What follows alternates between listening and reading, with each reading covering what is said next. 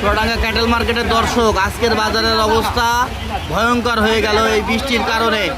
দেখতে পাচ্ছেন অনেক ভারী বর্ষণ শুরু হয়ে গিয়েছে। যে যার মতো বৃষ্টি থেকে বাঁচার জন্য দোকানের চালিগুলোর নিচে কিন্তু এসে আশ্রয় নিয়েছে। আমরা ঠিক হাটের সামনেই রাস্তার এই পারে আছি।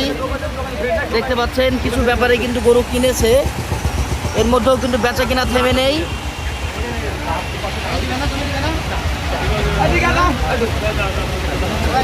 আজকে দর্শক প্রচুর পরিমাণের আমদানি অলরেডি হাটে আমরা দেখতে পাচ্ছি, এবং রাস্তায় কিন্তু যা গরু এসছে এখনো পর্যন্ত এতগুলো গরুই কিন্তু রাস্তায় আমরা এখনো আশা করতেছি আছে, সেগুলো হাটে ঢুকবে।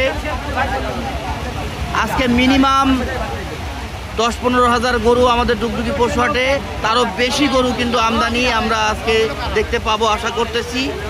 বৃষ্টি থামলে আমি হাটের নিউজ, বর্তমান অবস্থা, দাম দর, বেচা কিনা সম্পর্কেই তথ্য দেব।